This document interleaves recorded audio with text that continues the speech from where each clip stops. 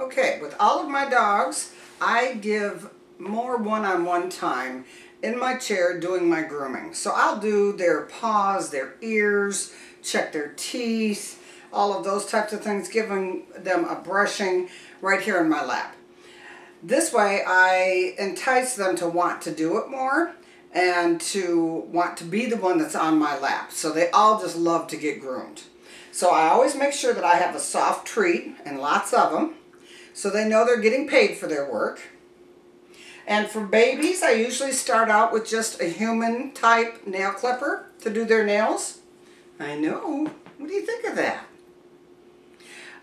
So when you're using this, once you get the nail in between, and then you pull away from the paw a little bit, you'll feel that little curve. You don't even have to see the nail. But as long as you clip when you feel that curve, you won't hit the quick. Okay? Now, for the last few weeks, she's what? Probably 10 weeks old. So she's been with the pack and with me all day during the day. And she has experienced every dog being up here, the noise of the Dremel. Yes, what's that? With all the other dogs. Yes. What do you think of that? Now, this is a Dremel, let's see, 7300. That's the one you want to get. Don't get a bigger one because it's so heavy that it's difficult to manage around their paws. And this one is, it's not electric, it's battery operated, so that you're not connected to the wall and getting that cord in the way. So before I use that on the nails, you want to make sure that all the hair is clipped around their paw. So I'll give her a treat to keep her mouth busy and just do some quick trimming.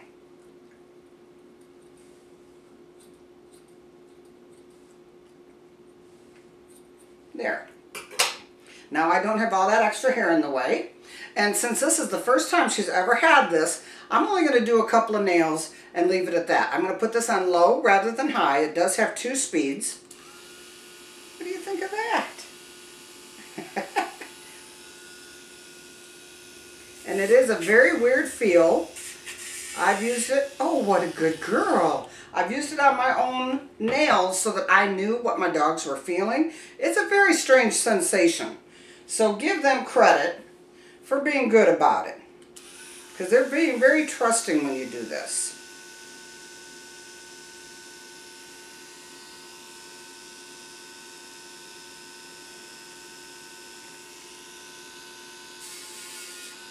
Good girl. Here. Good job. Good job. If she was totally freaking out, I would reintroduce it at another time. Don't stress them over any of this new stuff that you introduce.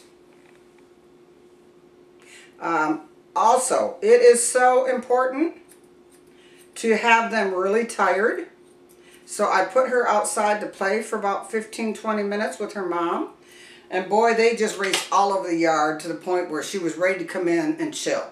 Otherwise, they're going to be so antsy and wanting to jump off your lap, and you'll just get frustrated. Have a lot of patience. If you get frustrated, stop the session, let the puppy play, and try a few minutes later. One of the brushes that are very important is called a slicker brush. Get the one that has this button in the back, because that way it pushes that hair out for you and makes it so much easier to clean.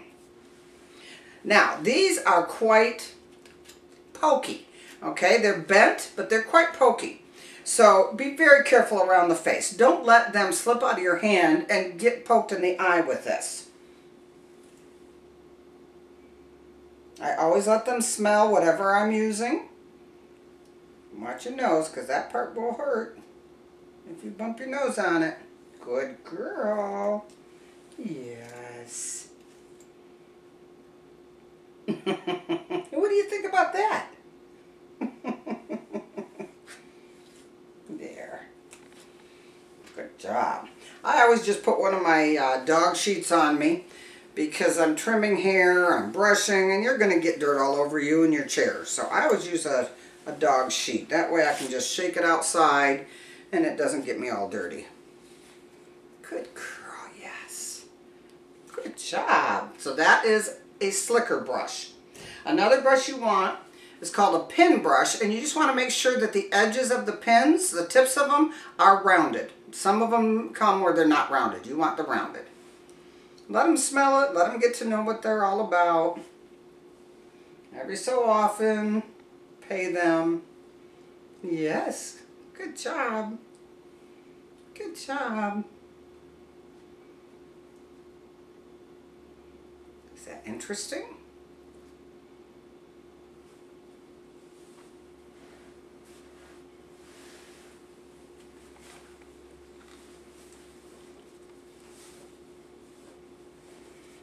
All these things are very strange sensations, so give them a chance to get used to things. It helps a lot when they see the other dogs have this done and how much the other dogs enjoy it, so I use those things to my advantage.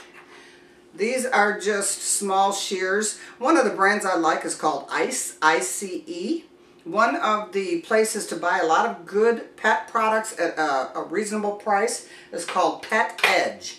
You can find them on the internet, and they have catalogs right there on the internet you can go through.